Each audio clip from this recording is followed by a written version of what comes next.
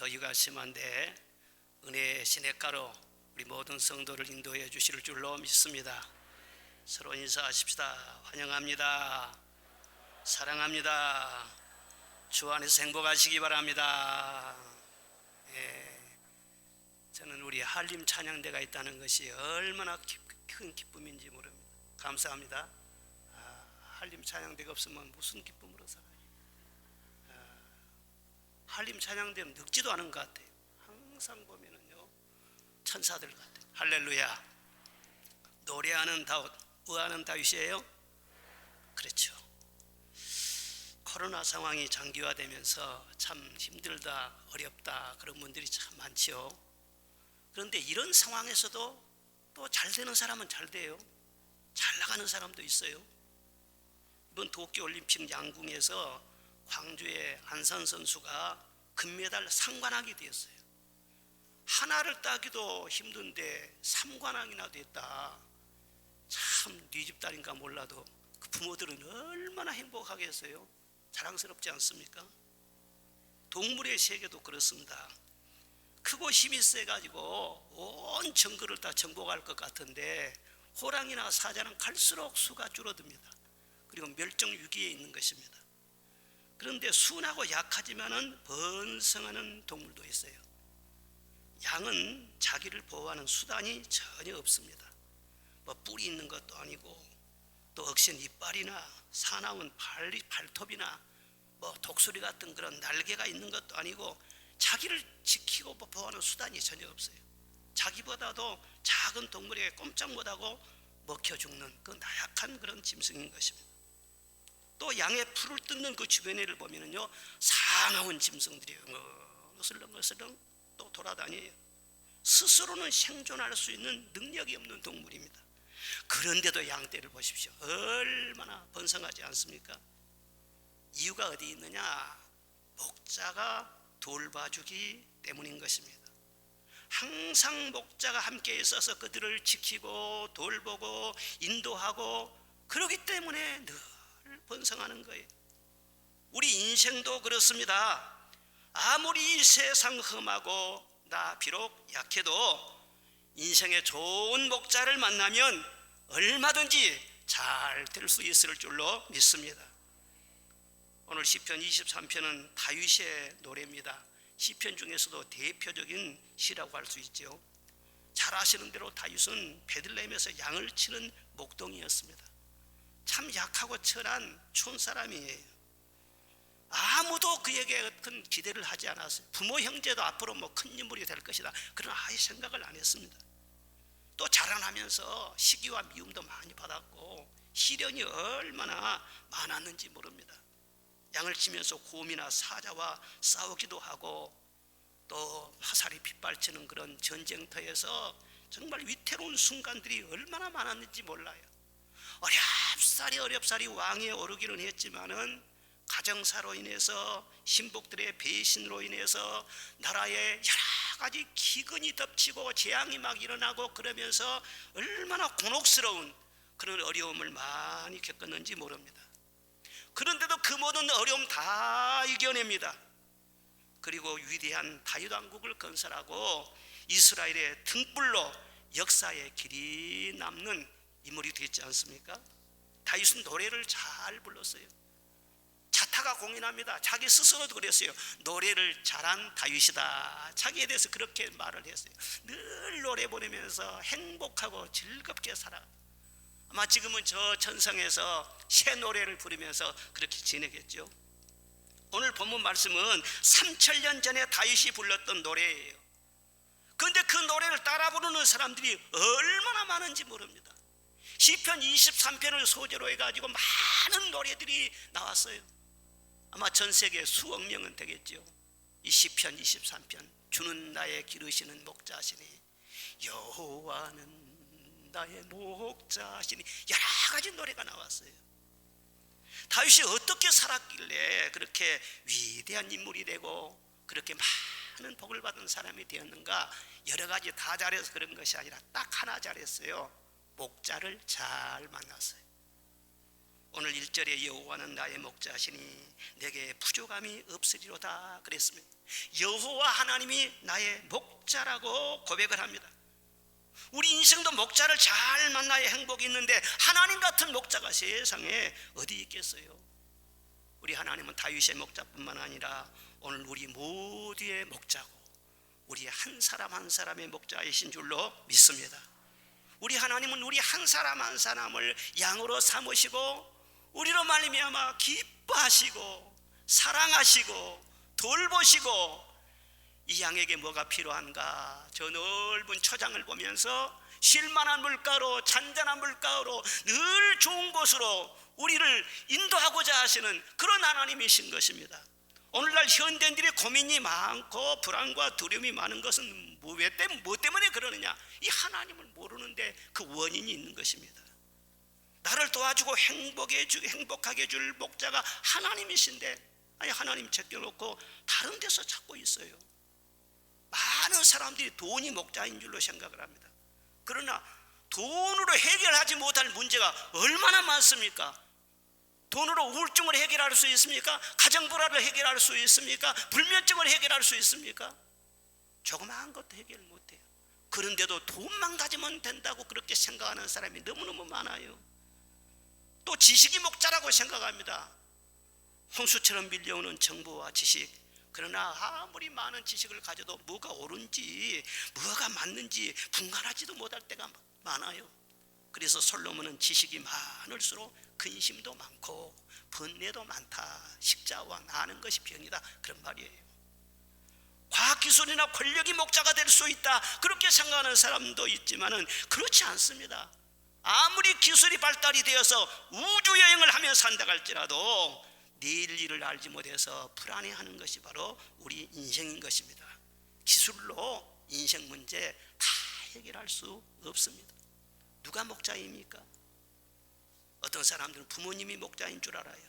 그렇게 철석같이 의지하지만은요, 그러나 부모님이 고마운 분이시지만은 언젠가 떠나시지 않아요. 부모님이 나를 버리고 떠나시는 거예요. 형제를 의지하기도 하고 친구에게 매이기도 하고 나이 들어서는 자식이 목자인 줄 알고 자식 말 안 들으면은 누구 말 듣겠느냐고 그렇게 말하지만 그러나 그 자식도 그 자식의 앞길을 몰라요. 자식도 헤매고 다녀요. 어떻게 나이 드신 부모님을 책임져 줄 수가 있냐 그 말이에요. 결혼해서는 남편이 목자인 줄 알죠. 남편 잘 만나면 인생의 방향은 끝이라 생각을 해요. 그래서 소녀처럼 부푼 꿈을 안고 결혼을 하지만 남편이 다 채워줍니까요?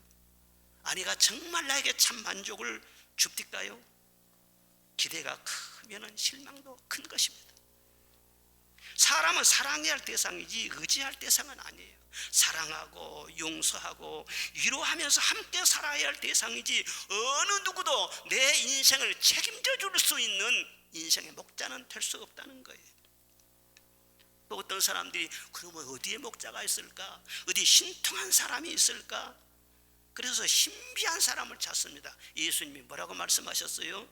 나보다 먼저 온 자는 다 절도요 강도라 그랬어요. 어떤 신령한 사람을 찾지만 목자의 탈을 쓰고 양을 생각한 척 하면서 속이고 빼앗고 이용해 먹는다는 거예요. 특별히 이단 교주들을 삼가해야 한다는 것입니다. 이단은 물질과 젊음과 정조와 가정 행복을 빼앗아갈 뿐만 아니라 영혼까지 완전히 망치게 하는 것이 바로 이단의 독초인 것입니다. 그래서 사람을 삼가해라. 열매를 보면 나무를 알지 않느냐. 이단 교주가 남의 가정을 파괴하고 유부녀를 자기 첩으로 삼고 그런 것을 뻔히 그 열매를 보면서도요 추종하는 사람들, 진리의 사랑을 받지 못하니까 눈이 가려져 가지고 얼마나 안타깝습니까?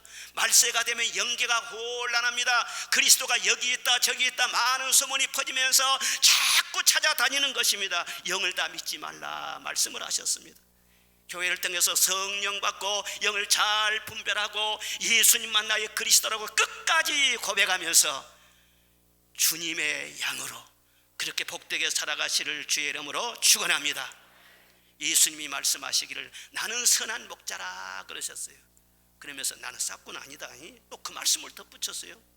싹꾼이 아니고 자기는 목자래요. 예수님은요 근데 사실 생각해 보면 싹꾼이란 것은 나쁜 표현도 아닙니다. 일하는 대로 싹쓸 받는 사람 아니에요? 그러니까 목장에서 싹꾼이라면 하루 일을 하고 하루 품삯을 받는 그 사람을 말하는 것입니다. 잘못된 거 아니에요. 그러나 싹꾼과 목자의 차이점이 어디가 있습니까? 똑같이 이 일은 하지만 그러나 싹꾼은 양을 책임지지는 않습니다. 그래서 위험한 일을 만나면 양을 버리고 도망치는 것이에요. 사람은 다 그렇다는 것입니다. 다 자기가 먼저입니다. 다 이기적입니다. 그래서 자기 살려고 발버둥을 치고 자기 살기 힘들고 불리하면은요 가족도 버리고 이혼도 하고 그러지 않습니까? 세상 모든 사람들이 다 그런 싹꾼이라고 봐야 된다는 거예요. 그런데 싹꾼 중에서 또 나름대로 참 목자를 많이 닮은 고마운 싹꾼이 있죠. 또 목자의 영을 받아서 예수님처럼 손해보면서도 사랑하고 자기 몸 아끼지 않고 섬겨주고 끝까지 희생하면서 그렇게 살아가는 꼭 예수님 같은 그런 싹꾼도 있어요. 그러지만 아무리 고마운 사람이라도 싹꾼은 싹꾼이지 예수님 같은 목자는 없어.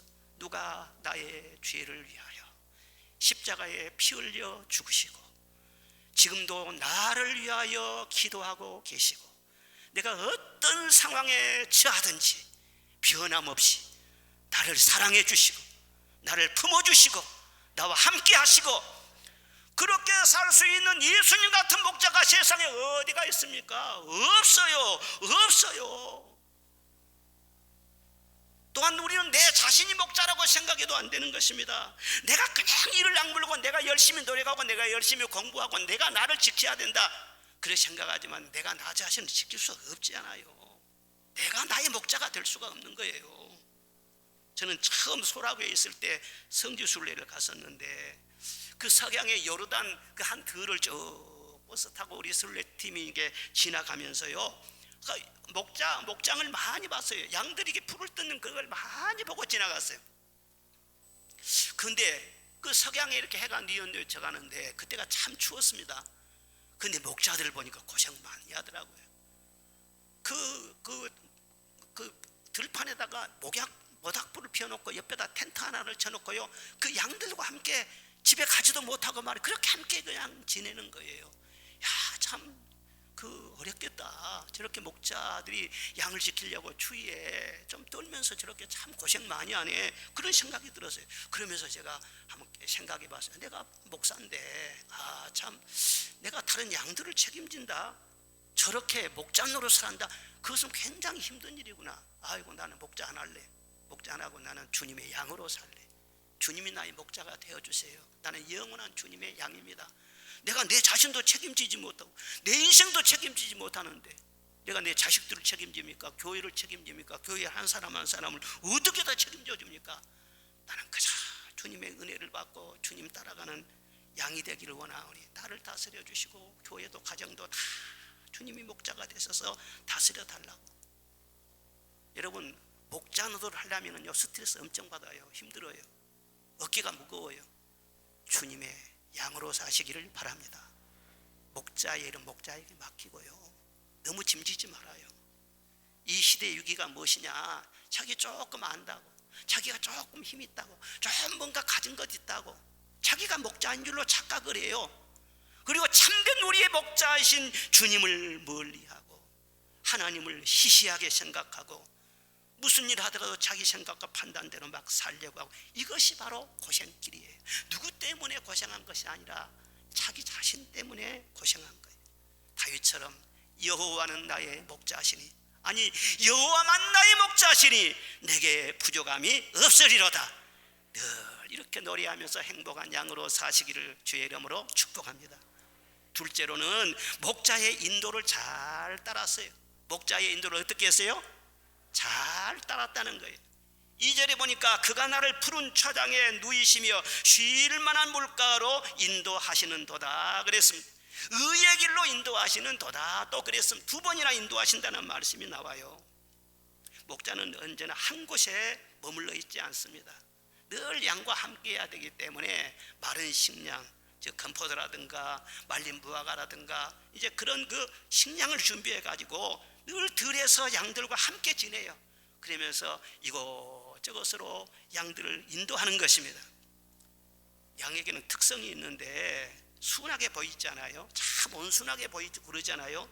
그런데 사실 양은요 굉장히 고집이 있어야 돼요. 아주 보수적이고요, 뭐 한 가지 하면은요 그 습관대로만 반복한다는 거예요. 그러니까 어디 길을 다니면은요 다니던 길로만 다녀요. 그 양들이 지나가면은요 아주 완전히 길이 패여가지고는 말이죠 딱딱해지는 거예요 그냥. 그리고 풀밭에서 풀을 뜯어 먹어도요 거기만 몇몇 돌면 거기만 뜯어 또랗게 돼가지고 풀이 1cm도 안 돼. 그런데 그걸 그냥 뜯어먹고 거기에서 벗어날 줄 모른다는 거예요. 그리고 우리에다 두면은 거기서 그냥 싸고 먹고 우리를 안 떠나려고 해요. 그러니까 질병과 기생충이 막 들끓을 만큼 말이에요 우리를 다 더럽힌다는 거예요. 사람들도 쭉 머리 썩은 사람 보면은 고집스러운 사람들이 있어요. 그런데 양은 아무리 고집센 사람보다도 훨씬 더 고집장이라는 거예요. 만일 멋대로 하도록 내버려 두면은 자연도 망치고 양도 병들고 다 문제가 생기는 것입니다. 그래서 늘 환경을 바꿔줘야 돼. 목자가 그걸 알기 때문에 저들을 인도해서 그 다음 초장으로 그 다음 목장으로 늘 이렇게 옮기며 다니는 것입니다. 그래야 풀밭도 살고 목장도 살고 양도 살고 목장이 잘 되기 때문에 이와 같이 우리는 늘 현실에 안주하기를 원해요. 항상 이대로이면 좋겠다는 그런 생각을 많이 가지고 있어요. 그런데 멀리 내다보시는 우리 주님이 보실 때는 그게 아니라는 거예요. 그래서 늘 새로운 것으로 우리를 인도하고 다니시는 것입니다. 그가 자기의 양의 이름을 각각 불러 인도하여 내느니라. 요한복음 10장에 보면 그래서요 자기 양의 이름을 각각 불러서 목자 되신 주님이 우리를 인도하신대요. 우리를 다 함께 인도하시지만은요 개인적으로요 군중으로 보시는 것이나 한 사람 한 사람의 영혼을 보시면서 우리의 이름을 부르고 인도하신다는 거예요. 우리 주님께서는 우리 각자의 사정을 다 아신다는 거예요. 각자 마음을 아시고 아픔을 아시고 우리의 건강 상태도 아시고 어떤 짐을 지고 있는지 어떤 문제를 해결해야 될 것인지 사람은 몰라줘요. 그러나 주님은 정확하게 아시는 줄로 믿습니다. 그리고 한 사람 한 사람 거기에 맞는 인도하심, 거기에 맞는 예배하심으로 늘 함께하여 주시는 것입니다. 오늘 말씀에 푸른 초장으로 인도하신다 그랬지 않습니까? 푸른 초장, 그렇죠. 양은 뭔가 풀을 잘 먹어야 새끼도 잘 낳고 말이죠. 털도 잘 자라서 양모 생산도 많이 하고 고기도 많이 생산하고 그러지 않겠어요? 잘 먹는 것이 최고예요. 그리고 물도 잘 마셔야 되지 않겠어요? 그래서 양들에게 좀 좋은 풀밭이 어디 있나. 양들은요 눈이 태화돼 가지고는요 물도 찾지도 못해요. 시냇물이 어디 있는지 몰라요. 왜 시냇물가로요 쭉 데리고 다니면서 잘 먹이고 마시게 하고 그래서 늘 번성하게 한다는 거예요.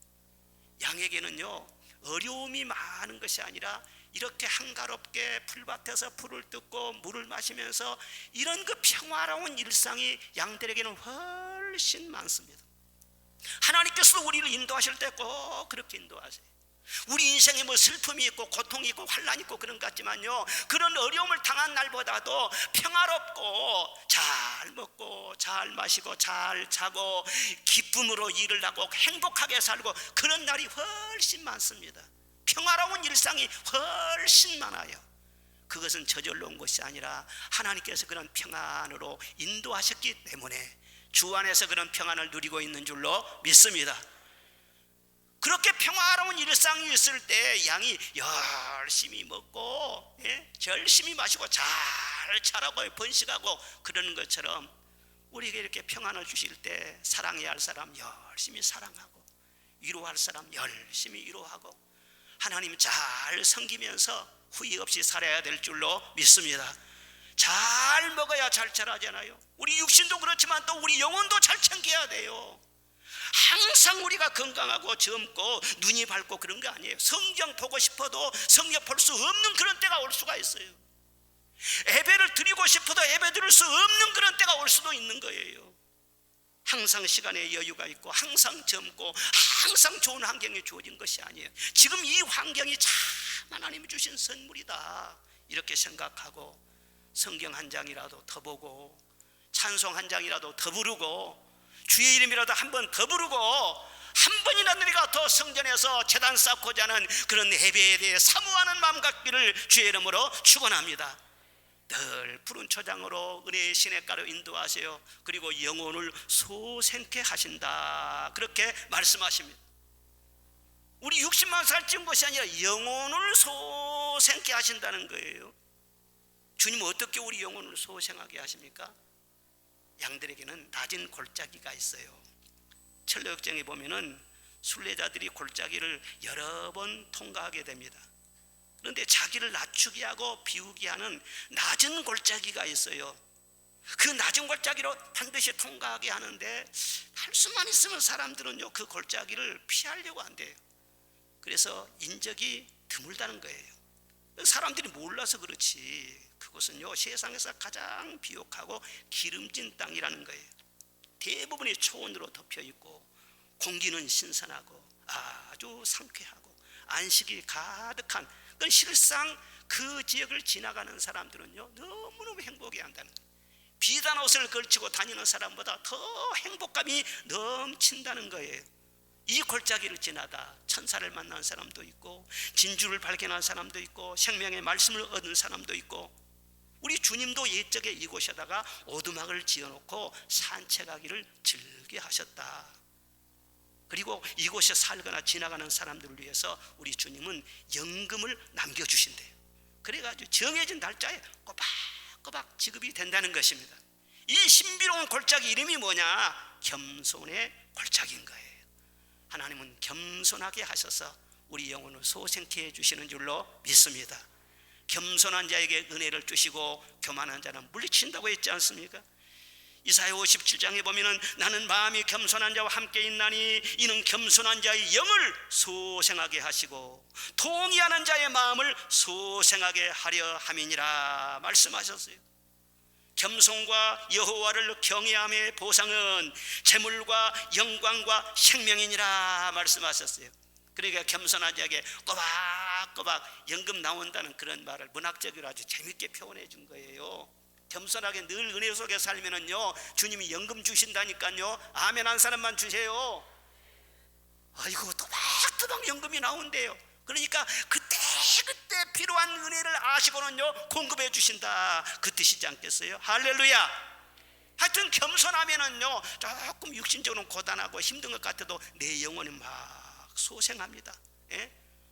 영혼만 소생한 것이 아니에요. 영혼이 열되면 건강도 소생하고 마음이 소생하고 소망이 소생하고 사랑이 소생하고 할렐루야, 기쁨이 소생하고 좋은 것이 다 살아나게 되어지는 것입니다.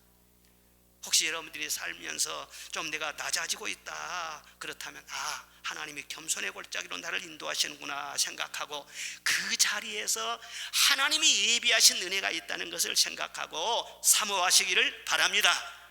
그러면은 곧 지나가요. 때가 되면은 반드시 높여주시고 반드시 채워주시고 형통하게 하시는 것입니다. 하나님은 가난하게 하시다가 부유하게 하시고 낮게 하시다가 높여주시고 천하게 하시다가 귀하게 하시고 언제나 그렇게 때를 따라서 인도하시는 것입니다. 또 의의 길로 인도하시는도다 말씀을 하셨어요. 의의 길, 반듯한 길, 바른 길, 꾸불꾸불한 그런 길이 아니라요, 죄악된 길은 길이 아니라요, 반듯하게 인도한다는 거예요. 여러분 꾸불꾸불하게 잘못된 죄악된 길로 가면은요 다 좋은 것도 잃어버려요. 가정도 엉망이 돼버려요. 자기 인생도 엉망이 돼버린 겁니다. 그래서 항상 주님께서는 반듯한 길로 인도하십니다. 여러분 물질관계도 반듯하게 하시기를 바랍니다. 이성관계 반듯하게 하시기를 바랍니다. 인간관계도 반듯하게 하셔야 돼요. 훔치고 금치고 그냥 막 비밀이 폭로될까 봐서 전전긍긍하고 어떻게 그렇게 가슴 졸이며 살아요? 의롭게 살아야지. 의인은 하늘에서 태양같이 빛날 것이니라. 여러분 열심히 있는 것도 좋지만은요 의를 행하는 사람을 못 당하는 것 같아요. 갈수록 의인은요 힘을 발한다고 했어요. 이 세상에서도요 반듯한 그 나무를 기둥감으로 쓰는 것처럼 천국의 기둥감 반듯한 의로운 사람을 쓰시잖아요. 그래서 그런 길로 늘 인도시 잘못되면 막 깎아내면서 바르게 그렇게 하도록 하신다는, 또 사망의 음침한 골짜기에서 주의 지팡이와 막대기로 나를 안위하시는도다, 그렇게 말씀을 하셨어요. 사망의 음침한 골짜기, 아이고 참 죽을 뻔했네. 그런 위험한 길을 누구든지 겪을 수 있다는 거예요. 궁지에 몰려가지고 아이고 내가 살아남을 수 있을까, 그런 위기의 순간을 누구든지 겪을 수 있다는 거예요. 사랑하는 하나님의 자녀라도 때로는 필요하셔서 그런 골짜기도 통과하게 하신다는 거예요. 주님이 허락하지 않으면 그런 일이 어떻게 있을 수가 있겠어요? 또 천례역정에 보면은 순례자들은요, 이 사망의 음침한 골짜기라는 이 불리는 그런 골짜기를 통과를 합니다. 근데 그곳은요, 마귀가 다른 데서 싸우다가 패해가지고 그 골짜기에 도망쳐봐가지고 거기서 살고 있다는 거예요. 이 마귀가 살고 있는 곳이기 때문에 얼마나 분위기가 음산하겠어요. 예? 골짜기 이곳저곳에서 막 신음소리가 들려오고, 구덩이에서는 막 불과 연기가 올라오고, 막 땅이 막 그냥 흔들리고, 뱀이 막 쉑쉑하고 지나가는 듯한 그런 소리가 들리기도 하고, 그러니까 막 지나가다 보면 막 소름이 끼치는 거예요. 너무너무 무서운 골짜기인 거예요. 그런데 가만히 보면 정작 아무것도 나타나지는 않습니다. 그런데 조금 가다 보니까 마침내 아주 흉측한 모습의 마귀가 나타났어요. 그러니까 같이 주님께서 보내주신 가이드, 담대라고 하는 그 가이드가 같이 가다가는요, 마귀가 딱 나타나니까 얼른 앞으로 딱 나온 거예요. 그래가지고는요, 그 여자들과 자녀들 다 보호를 하는 거예요. 그리고 사탄아, 예수 이름으로 명하노니 물러가라. 그리고 담대가 싸우니까는요, 휙 하고 사라져버려. 흔적도 없이 사라져버리더라고요. 그리고 또 사자가 치생된 괴물이 막 으르렁 하면서 그 다음에 나타났는데요, 막 성큼성큼 다가와서 막 잡아먹으려고 하는 거예요. 그러니까 크리스티아나가 말이죠, 쥐야 막 울면서 주님의 이름을 부르고 기도를 했더니요, 그 사자가 또 금방 사라지고 말더라는 거예요. 아이고, 그래서 정말 무섭네. 막 가슴을 막 쓸어내리면서, 참 이 골짜기가 지나가는 골짜기니까 다행이지, 이런 곳에서 산다고 하면 얼마나 무섭겠어. 그렇게 이제 서로 대화하면서 지나가는데 한 음성이 들립니다. 이 길을 지나가야 우리가 영원히 살 집이 얼마나 편안하고 좋은지를 깨닫게 되느니라. 이 세상에서 이런 거 경험해봐야 천국이 얼마나 좋다는 것도 알 수 있다는 거예요. 그런 음성이 들려서 이제 기도를 했어요. 주님, 그런데 언제 이곳을 벗어나지요? 아직도 골짜기 끝이 안 보이는데요. 그러니까 딸들아, 이제 곧 벗어나게 될 거야. 그 주님의 소리가 들리자마자요, 골짜기 끝이 보이면서 밝은 빛이 쫙 비춰오더라는 것입니다. 이런 사망의 골짜기, 인생의 구비구비를 살다 보면은요, 이런 위기를 누구나 만날 수 있는 거예요. 다윗이 이런 위험한 고비가 많았지 않습니까? 들에서 양을 치면서 사자나 곰과 싸우기도 하고, 골리앗 같은 거인족들과 싸우기도 하고, 다 만만한 그런 상대가 아니었습니다. 다윗은 사무엘하 22장에서 그렇게 말을 합니다. 사망의 물결이 나를 애우고 불의의 창수가 나를 두렵게 하였으며 수월의 줄이 나를 두르고 사망의 올무가 내게 이르렀도다. 내가 환난 중에서 여호와께 아뢰며 나의 하나님께 아뢰었더니 그가 그의 성전에서 내 소리를 들으시며 나의 부르짖음이 그의 귀에 들렸도다. 할렐루야. 다윗은 그럴 때 간절히 기도했다는 거예요. 그랬더니 주님이 그 기도 소리를 들으시고 나를 구원하셨도다, 건져 주셨도다. 왜 이런 사망의 골짜기를 통과하게 하시는 겁니까?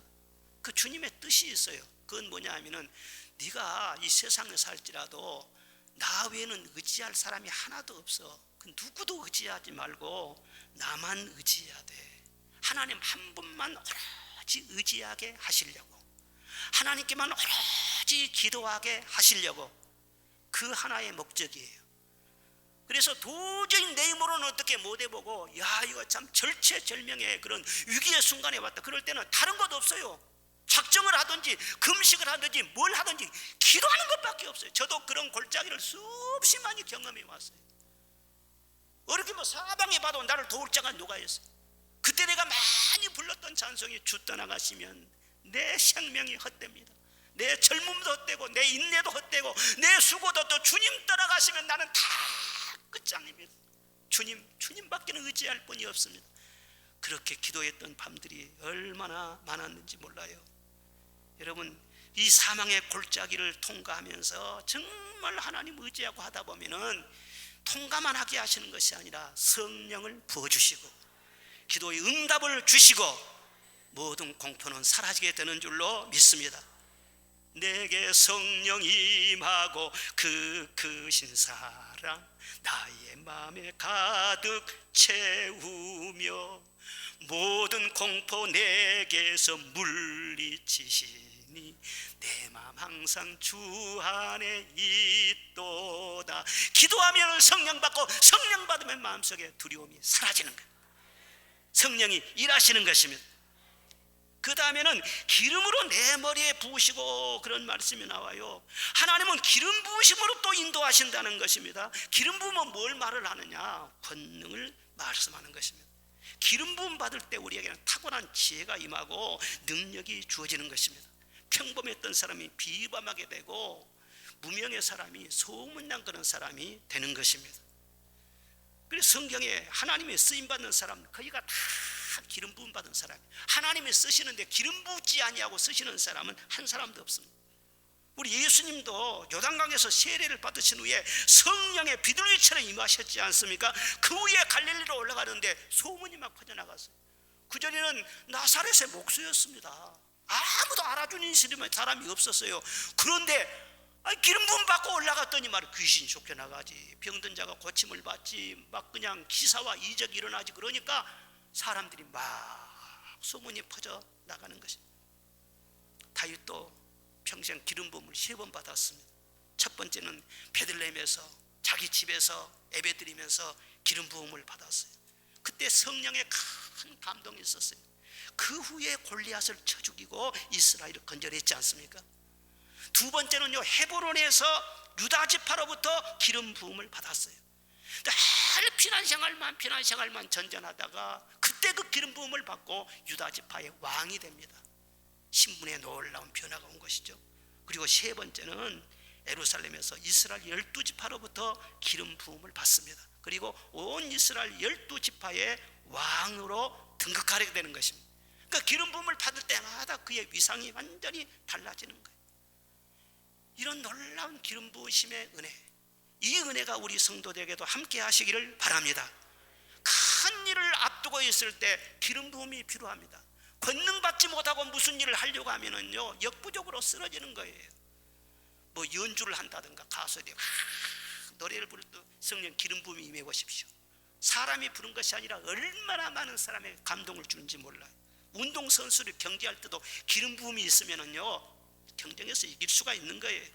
공부할 때도 기름 부음이 있으면은요, 하나님이 지혜를 주시는 거예요. 원종수 권사 그렇잖아요. 뭐 60 몇 명 중에서 말이죠, 50 몇 등이었다는 거예요. 고등학교 다닐 때. 저 밑에 어떤 사람이 갑자기 기도하고 늘 성경 보면서 그렇게 살았는데 기름 부음이 임한 거예요. 그리고 간판이라든 걸 보면은요, 다 기억이 나고 한 번 책을 쭉 읽으면은요, 그 책이 다 외워져 버린 거예요.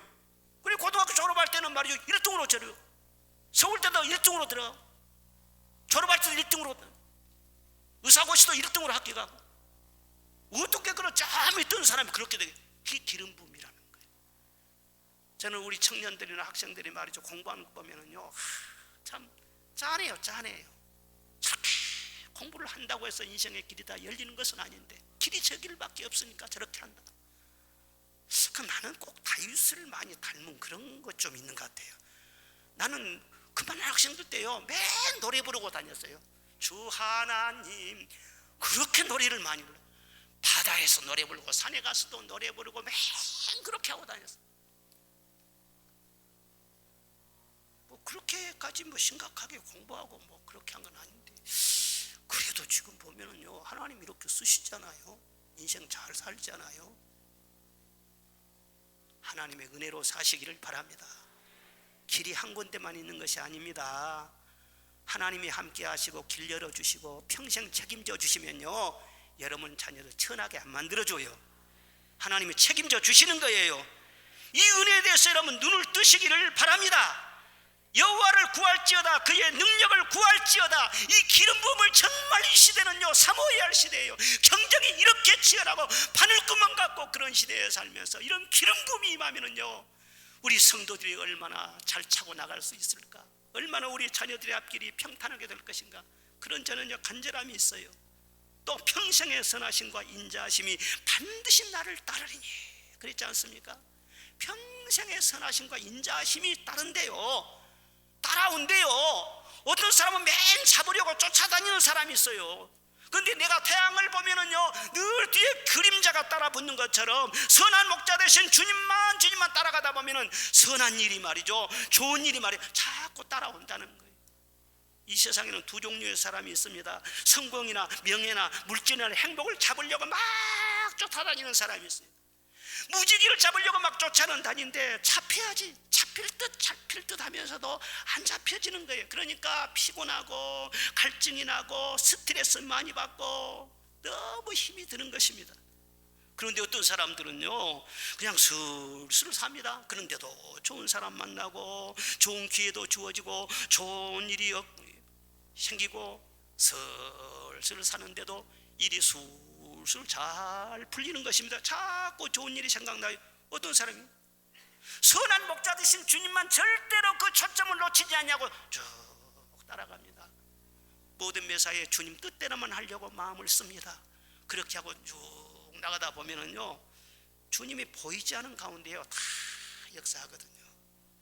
그러니까 뭐가 필요하다는 것을 알거든요. 청년 때는 뭐가 필요하고, 신혼 때는 뭐가 필요하고, 중년 때는 뭐가 필요한 것을 주님이 다 아시거든요. 청년 때 돈 많이 주고 말이죠 높은 지위를 주면 그 일을 망쳐버려요. 그러니까 그때는 그때 필요한 거 다 주시는 거예요. 하나님은 너무너무 자로 잰 듯이 세밀하게 보시고 간섭하시고 그때그때 은혜를 채워주시는 줄로 믿습니다. 그래서 성경 말씀에 늘 선한 일이 따라와요. 그래 내게는 부족함이 없도다, 나를 안위하시는도다, 나를 소생케 하시는도다, 내 잔이 넘치나이다, 원수의 목전에서도 내게 상을 베풀어 주시는도다. 나를 늘 흉보고 비방하고 나를 무시하고 그런 사람들 앞에서도요 막 나를 높여주시는 거예요. 그래 친정에 가도 그런 사람들은 큰 소리 빵빵 칩니다. 동창회 가도 인기가 아주 좋습니다. 야 너 잘 나간다 가더라, 또 오늘 한턱 내라. 예수 안 믿어도 말이죠 잘 나가는 것은 알아요. 예수 믿고 잘 되는 것은 알아요. 여러분 시시한 사람 되지 말고 이렇게 잔이 넘쳐서 다른 사람에게 늘 선을 베풀어주는 그런 성도가 되시기를 주의 이름으로 축원합니다. 이게 바로 선한 목자의 인도하심 받는 그런 사람들이 누리는 복인 것입니다. 막 뭔가 쫓아다니면서 막 그냥 줄 서려고 그렇게 애걸하고 다니고 그러지 말고 좀 슬슬 주님 바라보고 다녀도 복이 따라오고 성공이 따라오고 할렐루야. 나도 생각하지도 못한 그런 일을 하나님이 딱 예비해 주시고 이건 다 네가 필요해서 내가 준비해 주었다니, 그럴 때가 있어요. 얼마나 행복하겠어요. 주님밖에 없구나. 그러니까 주님과 사귐이 말이야 갈수록 더요 깊어지는 거예요. 주님 사랑해요, 주님 사랑해요. 저는 주님 없으면 한순간도 살 수 없어, 한순간도. 그리고 실제로는 목자와 함께 항상 머물렀어요. 6절에 보니까 내가 여호와 집에 영원히 살리로다. 따라합시다. 살리로다. 영원히 살리로다 그랬어요. 사람이 열심히 그렇게 살다 보면 나이가 들지 않습니까? 그 나이가 들면은요 아무리 화려하고 유명해진 그런 사람들도 조금 허무함을 느끼는 거예요. 열심히 뛰고 달렸는데 어느 시점에 딱 가면은 더 이상 달릴 곳이 없어요. 더 이상 달릴 트랙이 없어요. 성공의 정상을 바라보면서 늘 그 정상을 향해서 정복하기 위해서 올라갔는데 말이죠 딱 정복해봐요. 그러면 더 이상은 없네. 허전한 거예요. 히말리아 산을 정복했어요. 이야 이번에 어떤 분이요 14봉우리 8,000m 이상 14봉우리를 우리나라 사람이 다 정복했어요. 그래 거기에서 인터뷰를 하면서 말이죠 어려울 때 나를 보세요 김홍업 씨 그래서 참 대단하시더라고. 그런데 아무리 그 높은 곳에 올라가서도요 더 이상 올라갈 곳이 없어. 하산해야 돼. 그런데 하산하다가 조난을 당했어. 참 참 너무 안 됐어요. 우리가 아무리 성공을 향해서 올라가고 다 집념을 가지고 그렇게 해도 정상에 올라가면은요 허전한 거예요. 결국은 내려와야 되는 거예요. 내려오다 사고가 많이 나요. 계속 올라만 가려고 하다가 문제가 터지는 거예요. 집착을 내려놔야 돼요. 마음을 비울 줄도 알아야 돼요. 그 대신 주님께서는 이 세상에서는 마지막이 있지만 하늘 영원한 아버지의 집, 여호와의 집에 영원히 살리로다. 그 영원한 집에 우리를 인도하셔서 주와 함께 살게 하시는 그런 복을 준비하시는 줄로 믿습니다. 영원히 살리로다. 과거에 살았다가 아니에요. 앞으로 살 것이다가 아니에요. 영원히 살리로다. 이전에도 이제도 장래에도 시공을 초월해가지고 영원토록 아버지 집에서 주와 함께 거한다고 하는 거예요. 이것은 다윗에게 뿐만 아니라 믿는 우리 모두에게 해당되는 말씀인 줄로 믿습니다. 천국은 있습니다. 보아라 즐거운 우리 집, 밝고도 거룩한 천국에 거룩한 백성들 거기서 영원히 영광에 살겠네. 우리의 일생이 끝나면 영원히 즐거운 곳에서 거룩한 아버지 모시고 기쁘고 즐겁게 살겠네. 거기서 기쁘고 즐거운 집에서 거기서 기쁘고 즐겁게 살겠네. 여러분, 천국은 분명히 있어요. 그곳에서 영원히 주와 함께 살 거예요. 해지는 저편 새하늘에는 우리 주 예수 계시오니 고난은 가고 찬란한 새벽 영광의 날이 밝으리라. 해가 진 것 같아도요 그 저편이 있어요. 새하늘이 있어요. 여러분, 천국이 있음을 믿습니까? 예수 믿는다고 하면서도 천국을 믿지 않는다면 그 사람은 하나님도 부정하는 것이고 영혼도 부정하는 것이고 천국과 지옥이 없다면 믿을 필요도 없고 선하게 살 필요도 없어요. 주를 위해서 충성할 필요도 없어요. 천국을 믿지 않는다는 것은 신앙을 모조리 부정해 버리는 것과 똑같은 것입니다.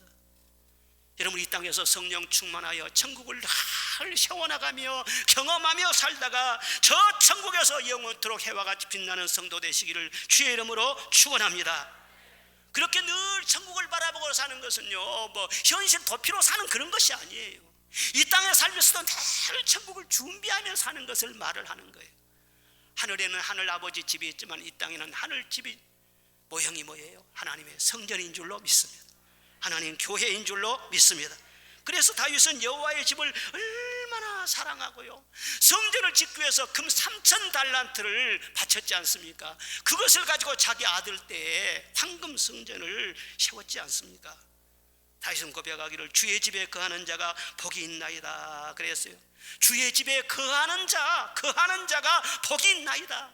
지나가는 자가 아니라 머물러 사는 자, 왔다 갔다 하는 그런 사람이 아니라 항상 그 머물러서 성전을 사랑하고 성전의 뿌리를 잘 내리고 성전을 통해서 공급해 주시는 은혜의 진액을 계속해서 공급받는 사람, 그 사람이 복이 있도다.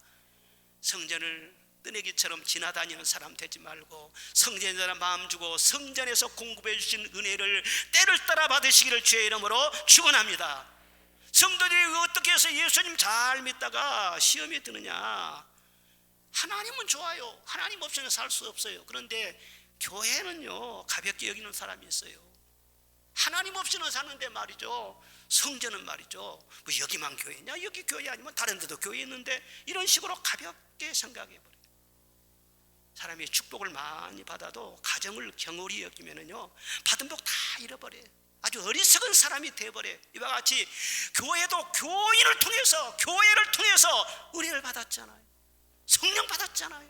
믿음이 자랐잖아요. 그런데 어느 순간인가 마음이 배불러 가지고 교회를 작게 보고 교회를 시시하게 보고, 그리고 교회를 마음에서부터 떠나면은요 벌써 시험에 빠진 징조인 거예요. 벌써 교회를 멀리하면 세상을 가까이 하게 되고, 세상을 가까이 하다 보면 반드시 세상 죄에 빠지게 돼 있어요. 새벽에도 한번 제가 자랑을 했는데 한 가지 더 말씀을 드릴게요. 지난주에 제가 우리 셋째 동생하고 친구인 고향 후배를 만났어요. 그런데 대화하면서 제가 감동을 많이 받았습니다. 제가 지금도 선명하게 그 집 사정을 알죠. 바로 우리 옆집이었으니까.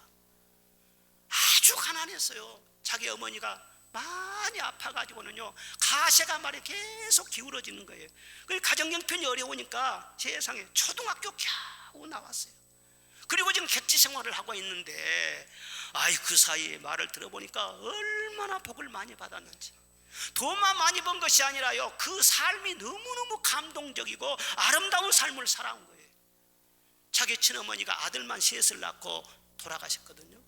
자기가 셋째입니다. 그런데 새엄마가 와가지고는요, 자녀들 6을 낳았어요. 그러니 얼마나 그 집안이 복잡하겠어요. 자기 아버지가 다 그 책임진 것도 아니고 얼마나 힘들겠어요. 그런데도 이 사람이 말이죠, 일찍 사업에 눈을 떴어요. 그래가지고 내가 우리 집안을 부양해야 되겠다. 돈을 벌어서 우리 가세를 내가 일으켜야 되겠다. 그리고는 그 20살부터요, 김양식도 하고 낙지 잡으러도 다니고. 그런데 하나님이 진짜 기름을 부어주셨는지요, 낙지 잡는 것도요 차원이 다르대요. 우리 독초 낙지는 말이죠, 이 낙지발이 굉장히 굵습니다. 아주 이 뻘에서 살기 때문에 미네랄이 풍성하고 이런 여수 이런 낙지하고는 비교가 안 돼요. 굉장히 크고요. 지난번에 우리 장로도 우리 도초 가가지고 한 마리 가지고는요 8명이 다 나눠 먹었다니까요. 그렇게 낙지가 커요. 그런데 그 낙지를 말이죠, 잘 알아가지고는 낙지 숨은 구멍을 알아가지고는요, 하루에 한 번은요 200마리 잡았대요. 니아까 한야까 싣고 온 거예요. 예? 그리고 말이죠, 막 그냥 이것저것 다 한 거예요. 그리고 가만히 보니까는 낙지도 좋지만은 염전을 사야 되겠다. 염전 사업을 해야 되겠다. 그래서 우리 동네에서 제일로 큰 염전, 한 센터에 가 있는 저수지도 어마어마하게 큽니다. 그 주인이 말이죠, 염전을 판다고 그러니까 자기 형하고 둘이 갖다 놓고 자기 아버지 앞 세우고요, 그거 우리 형제한테 주십시오. 그러면 반드시 갚아드리겠습니다. 그러니까는 젊은 사람이 열심히 산다고 하니까는 그냥 밀어준 거예요. 그랬는데요, 3년도 못 돼가지고요, 그 염전판 산 빚을요 다 갚았어요.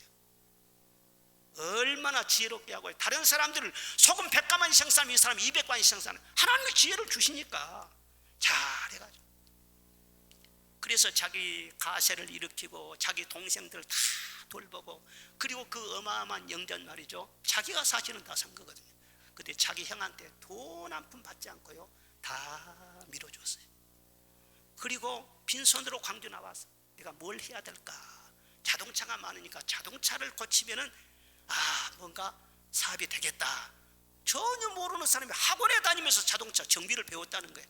그래가지고 지금 30몇 년이 됐는데 그 사이에 아주 밑바닥에서 시작해갖고는 계속 일어난 거예요. 가보니까는요 굉장히 크게 틀어 잡았어요. 그리고요 얼마나 막 손님들이 많고요, 사업이 번창한지 몰라요. 그리고 향후의 일도 하고, 광주에서 특히 조명이사가 되더라고요, 그분이요. 그리고 또 한 가지 감동적인 것은 자기 큰 형님이 있어요. 큰 형님이 막 어렸을 때 정신과 질환이 있어요. 동네에서 다 소문이 났어요. 근데 나는 진즉 세상 떠난 줄 알았더니, 근데 작년에 세상 떠났다고 하더라고요. 그동안 어디가 있었느냐, 40몇 년 동안 이 병원에 있었는데 그 모든 치료비를 이 사람이 다 부담을 한 거예요. 치료비만 부담한 것이 아니라 그 병원에 기부금을 또 많이 냈어요. 그래가지고 자기 형님이 세상 떠날 때까지 절대로 사람들한테 무시당하지 않고 거기에서 대우받고 살다가 세상 떠났다는 거예요. 자기 부인 권사님도 잘 만났더라고요. 사람을 잘 만났더라고요. 그리고 마지막 하는 말이 무슨 말인 줄 아십니까? 목사님, 저는 어렸을 때 목사님이 하도 우리 교회를 열심히 해서 목사님이 그 교회 주인 줄 알았습니다. 목사님이 개척한 줄 알았습니다. 그런데 고향에 있을 때나 객지에 나와서나 한 번도 교회를 떠난 적이 없습니다. 누가 여러분 그렇게 잘 되게 해주셨을까요? 사람 잘 되면은요 반드시 남자들은요 술 아니면 여자입니다. 걸려드는 거예요. 그런데 말을 하면 자기 부인 옆에 가 있는데 몇 번 말을 하더라고. 목사님, 저는 한 번도 속도 위반을 한 적이 없습니다. 자기 정조를 지켰다는 얘기 아니겠어요? 누가 그렇게 지켜주셨겠냐고. 교회를 늘 가까이 하면서 늘 은혜 속에 사니까 하나님께서 그를 지키신 줄로 믿습니다. 높여주시는 줄로 믿습니다. 흔들리지 말고 교회 생활 잘 하시기 바랍니다. 은혜의 진액을 계속 공부받을 수가 있습니다. 그래서 영혼이 잘되고 범사가 잘되고 가정이 평화롭고 건강하게 될 줄로 믿습니다. 어떤 마귀가 유혹할지라도 흔들리지 말고 교회 사랑하고 조그만 봉사라도 하면서 주님으로부터 받은 은혜가 얼마나 큰데 어떻게 하든지 내가 좀 교회에 이익을 주고 섬기려고 하면서 그런 중심으로 좀 살아보라고.